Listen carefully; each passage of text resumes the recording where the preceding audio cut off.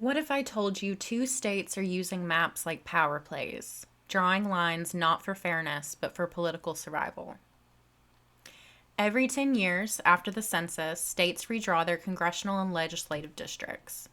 Ideally, this just reflects population changes, but often politicians draw the maps to favor themselves or their party. That's called gerrymandering. And yes, it's happening right now in Texas, California, and pretty much everywhere else. Look at California. The maps have shifted in ways that could affect your representation for a decade. And then there's Texas, where redistricting fights are so intense that lawmakers have actually walked out to prevent votes. Even Governor Gavin Newsom is tweeting like he's trying to be Trump-level provocative about maps. It's wild, but it's also important to understand. Before we dive in, please do me a big favor and hit like and subscribe. It really helps with the algorithm and helps get my message out there. This episode is brought to you in partnership with Ground News. Ground News lets you see how different media outlets cover the same story, helping you spot bias and get the full picture. I only partner with brands that align with For Love and Justice's mission, and Ground News is a perfect fit. Informed, intentional, and rooted in critical thinking. Sign up today and start seeing the news differently. I also want to say that unlike other outlets, I don't hide information behind a paywall. I break down the news and politics for free. No corporate sponsors, no foreign donors, no one pays me to talk. In fact, no one even asked me to. I'm here because I care and because making sense of all this stuff shouldn't cost you a dime. You can support me by liking this video and subscribing to my channel. I also have a Patreon if you're interested in that.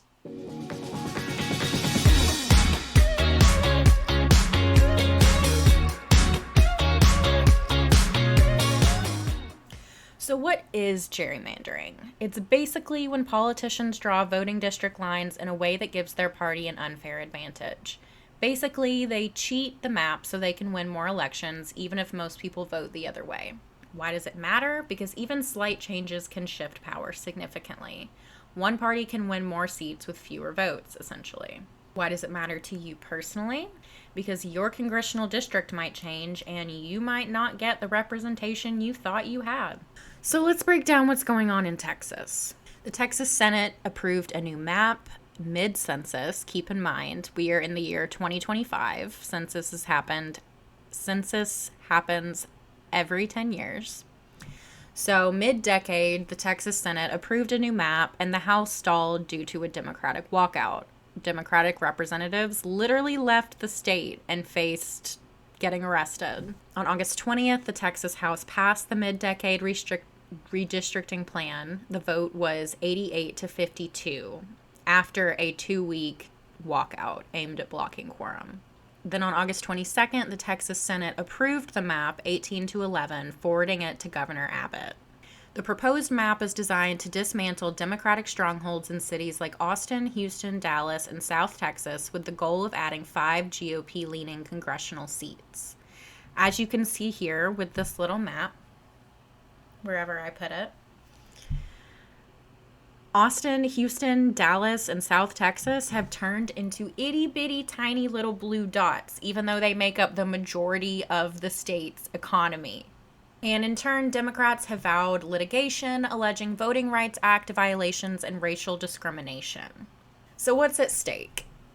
We know Republicans are aiming to secure up to 5 additional U.S. House seats. Critics claim the plan targets Latino, Black, and Asian voters, diluting their influence.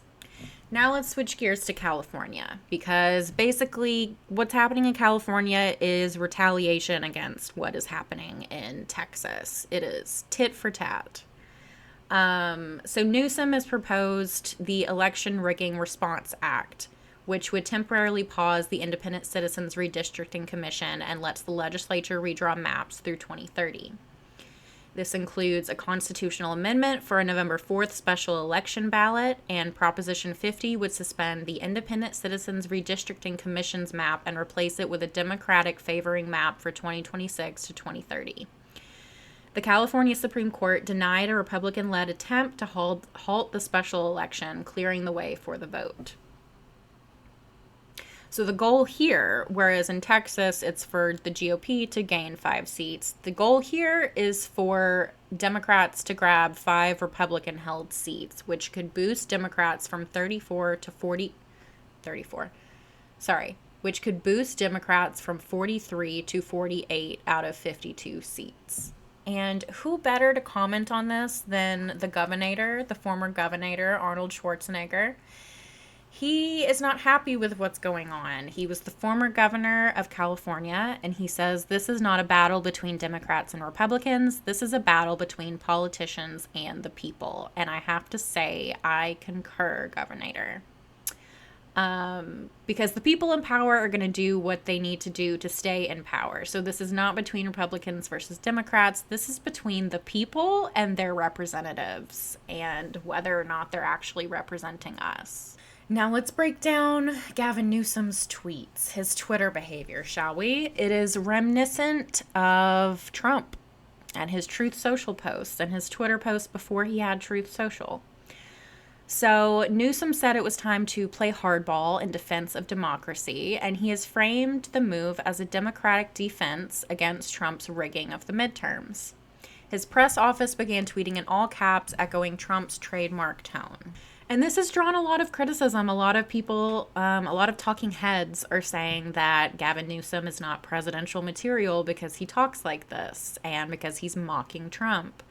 And I think it's good to make a distinction here that he is not acting like Trump because that's his style. He is trying to hold up a mirror to show us if this is an acceptable behavior for him, why is it acceptable behavior for Trump? So Gavin Newsom said, I hope it's a wake-up call for the President of the United States. I'm sort of following his example. If you've got issues with what I'm putting out, you sure as hell should have concerns about what he's putting out as president.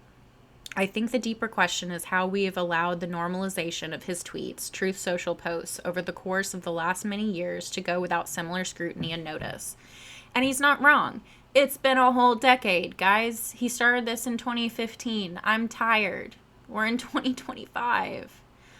So here are a couple of sample tweets from Gavin Newsom. Stand down now or California will counterstrike legally to destroy your illegal crooked maps in red states. Donald is finished. He is no longer hot. First the hand, so tiny, and now me, Gavin C. Newsom, have taken away his step. Many are saying he can't even do the big stairs on Air Force One anymore. He uses the little baby stairs now. This is a direct full circle moment for when Trump said that Taylor Swift was no longer hot. Doesn't feel good, does it? So this is political theater. Yes, of course, it's political theater, but it doubles as a protest. It is a signal that California is not going to stay quiet. They're not going down without a fight.